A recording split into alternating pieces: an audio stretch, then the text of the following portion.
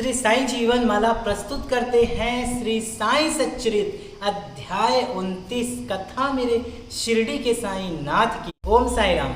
स्वागत है आपके अपने चैनल साईं जीवन माला पे। तो मैं हूँ राम गुप्ता। आज मैं आपको साईं सच्चित महाग्रंथ के पावन कथा का अध्याय 29 की पावन कथा का आगे का अध्याय वीडियो आगे का पार्ट मैं आप लोगों को बताने जा रहा हूँ।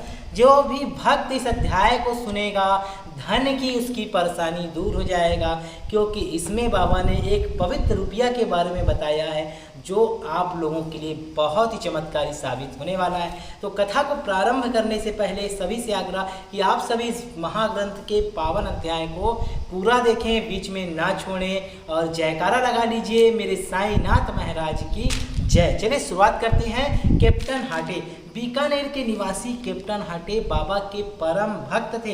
एक बार सपने में बाबा ने उनसे पूछा कि क्या तुम्हें मेरी विस्मृति हो गई।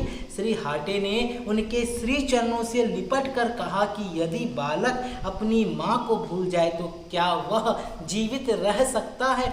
इतना कहकर श्री हाटे शीघ्र बगीचे में जाकर कुछ वल पपड़ी तोड़ लाए। वल पपड़ी मतलब सेम समझते हैं ना आप, वो होती है। और एक थाली में सीधा सूखा भिक्षा तथा दक्षिणा रखकर बाबा को भेंट करने आए। उसी समय उनकी आंखें खुल गई और उन्हें ऐसा भान हुआ कि यह तो एक स्वप्न था। फिर वे सब वस्तुएं जो उन्होंने स्वप्न में देखी थी बाबा के पास शिरडी भेजने का निश्चय कर लिया। और कुछ दिनों के पश्चात वे ग्वालियर आए और वहां से अपने एक मित्र को 12 रुपयों का मनी ऑर्डर भेजकर पत्र में लिख भेजा कि 2 रुपयों में सीधा की सामग्री और बल पपड़ी सेम आदि मोल लेकर तथा 10 रुपये दक्षिणा स्वरूप रख कर मेरी ओर से बाबा को भेंट दे आना।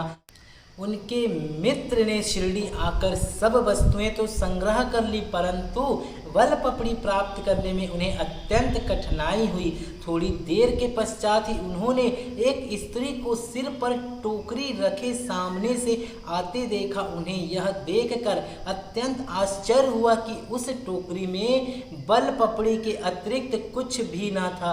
तब उन्होंने बल पपड़ी खरीदकर सब एकत्रित वस्तुएं लेकर मस्जिद में जाकर श्री साठे की ओर से बाबा को भेंट कर दी। दूसरे दिन श्री निमोड़कर ने उसका नैवेद्य चावल और बल पपड़ी की सब्जी तैयार कर बाबा को भोजन कराया। सब लोगों को बड़ा विस्मय हुआ कि बाबा ने भोजन में केवल वल पपड़ी ही खाई और अन्य वस्तुओं को स्पर्श तक न किया। उनके मित्र द्वारा जब यह समाचार का पता कैप्टन हाटे को चला तो वे गदगद हो उठे और उनके खुशी का परावार न रहा। सोचिए आप किसी के लिए खाना बना के ले जाएं और उसे वही उस दिन खाने की इच्छा हो और वह खुशी के मारे सिर्फ उसी ही खाए तो आपको कैसी खुशी की प्राप्ति होगी। वैसा ही हुआ कैप्टन हाटे के साथ। उन्होंने सेम और सूखा सामग्री जो भेजा बाबा के लिए और जब बना के बाबा के सामने परोसा गया तो बाबा ने सिर्फ बल पपड़ी की सेम की सब्जी ही खाई, अन्य चीज़ों को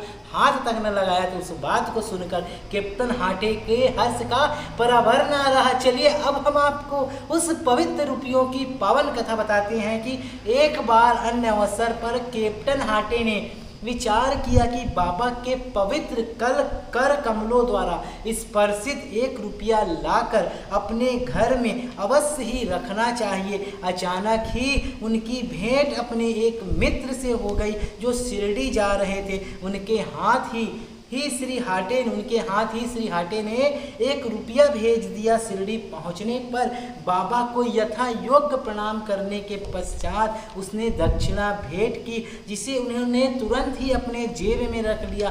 तत्पश्चात उसने कैप्टन हाटे का रुपया भी अर्पण किया, जिसे वे हाथ से लेकर गौर से निहारने लगे साईं बाबा। और उन्होंने उसका अंकित चित्र ऊपर की ओर कर अंगूठे पर रख खनखनाया और अपने हाथ में लेकर देखने लगे। फिर वे उनके मित्र से कहने लगे कि उदी सहित यह रुपया अपने मित्र को लौटा देना। मुझे उनसे कुछ नहीं चाहिए, उनसे कहना कि वे आनंद पूर्वक रहे। मित्र ने ग्वालियर आकर वह रुपया हाटे को उदी सहित पहुंचा दिया और वहां पर हुई सब बातों को उसे बताया, जिसे सुनकर उन्हें बड़ा आनंद मिला, प्रसन्नता हुई और उन्होंने अनुभव किया कि बाबा बाबा सदैव उत्तम विचारों को ही प्रोत्साहित करते हैं और उनकी मनोकामना बाबा ने पूर्ण कर दी। तो आप जब भी शिरडी जाते हैं, किसी मंदिर में जाते हैं, तो 1 रुपया का सिक्का बाबा के चरणों में स्पर्श कर उसी के साथ अपने पास हमेशा रखें। अगर आप ऐसा करते हैं तो बाबा का वह पावन रुपया आपको बहुत ही आगे लेके जाएगा और आपके धन की समस्या को दूर करेगा। एक बार श्री वामन नार्वेकर की कथा को बताता हूँ मैं। वामन नार्वेकर पाठक गण अब एक भिन्न कथा का श्रवण करें।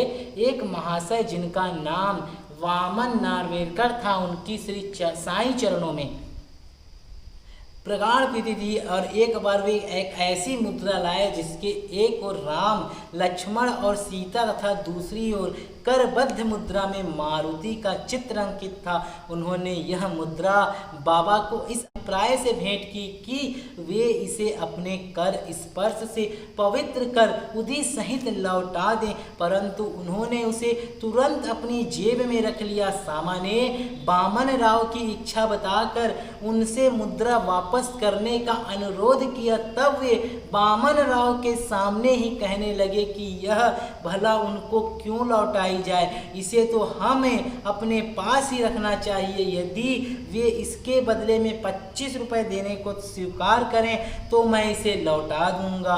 वह मुद्रा वापस पाने के लिए श्री वामन राव ने 25 रुपये एकत्रित कर उन्हें भेंट किए। तब बाबा कहने लगे कि इस मुद्रा का मूल्य तो 25 रुपयों से भी कहीं अधिक है। सामा, तुम इसे अपने भंडार में जमा करके अपने देवालय में प्रतिष्ठित कर इसका नित्य पूजन करो। किसी का साहस न था कि वे यह पूछ ले कि उन्होंने इस नीति को क्यों अपनाई। यह तो केवल बाबा ही जाने कि किसके लिए क्या और कब उपयुक्त है। श्री सद्गुरु साईनाथ परमस्तु शुभम भवतु अध्याय 30 संपूर्ण।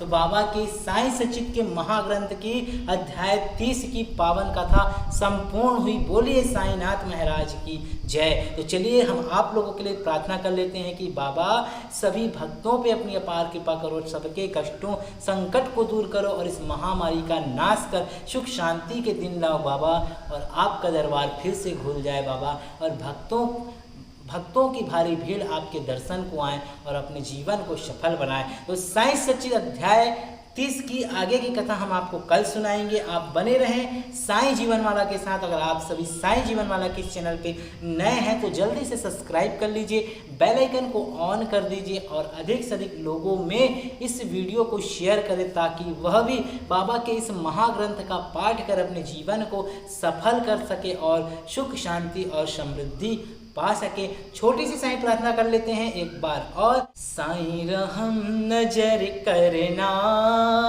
बच्चों का पालन करना। साईं रहम नजर करना, बच्चों का पालन करना। मैं अंधा हूँ वंदा आपका, मुझको प्रभु दिखलाना।